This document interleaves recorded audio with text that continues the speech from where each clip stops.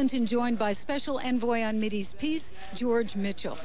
But the Palestinian leadership still insists no talks until Israel freezes construction of settlements.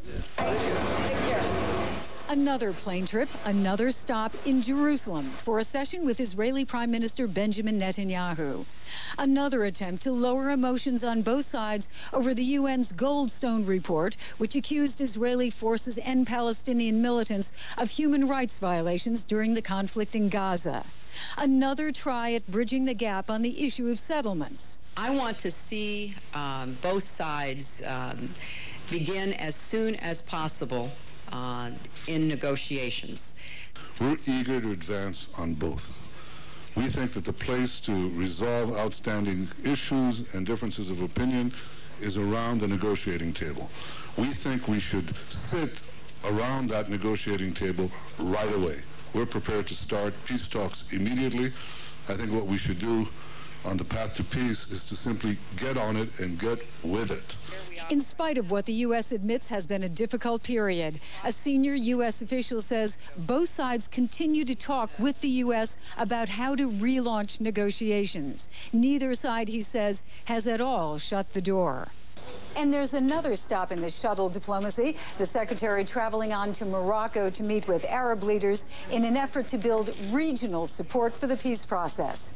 Jill Doherty, CNN, Jerusalem. I announced today that I'm forming a presidential exploratory committee. I'm not just starting a campaign, though. I'm beginning a conversation with you, with America, because we all need to be part of the discussion if we're all going to be part of the solution. So it is official. A woman is running for president of the United States.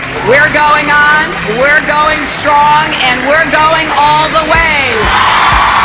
I'll tell you, we are not quite sure if she is going to make her way to any sort of microphone for a statement. It doesn't appear that way, so we'll just kind of watch some of these pictures here. She's faced moments of public pain and private crisis, and seems to get stronger. She went from the White House to Capitol Hill, an elected official in her own right.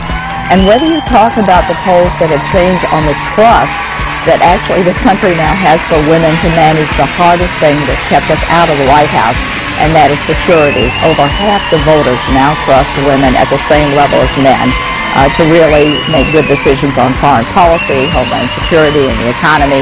And we've had 2 secretaries of state that have made it normal to see women in those positions.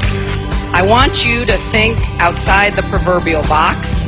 I want you to give me the best advice you can. I want you to understand there is nothing that I welcome more than a good debate and the kind of dialogue that will make us better.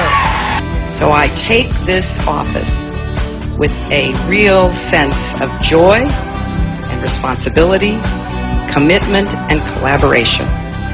And now, ladies and gentlemen, let's get to work. Thank you, and God bless you here today in this historic, magnificent building.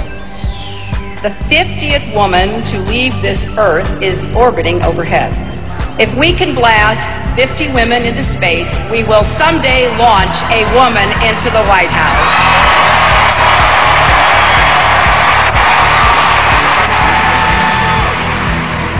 This Gallup poll that just came out, you were more popular than the president. President Obama, 56%, Clinton, 62%. Now there's a new poll out showing that the Secretary of State, Hillary Clinton, is more popular than the president. The most popular person in the Obama administration is not the president. Good morning. It's his Secretary of State. It is just, to me, inexcusable that in a country as rich as ours, we cannot figure out how to provide quality, affordable health care. For 15 years, I have stood up against the right-wing machine, and I've come out stronger. So if you want a winner who knows how to take them on, I'm your girl. I want the 18 million people who have voted for me to be seen and heard, to be respected, to be given the real appreciation that you're due. We have won more votes than anyone has ever won who has run for the presidential nomination of any party in our country's history. I am very proud of that. But more than that, I am humbled and grateful It is inconceivable to me people who work hard and do a good job every day can still be fired because of who they love. It is unfair, it is un-American, and we're going to put a stop to it once and for all. Well, I think it's important that we recognize how people feel across America. They feel as though they're standing on a trap door. They are one pink slip, one missed mortgage payment, one medical diagnosis away from falling through. Hillary Clinton is now viewed favorably by 65% of Americans, outshining even Michelle Obama. Although we weren't able to shatter that highest, hardest glass ceiling this time, thanks to you, it's got about 18 million cracks in it.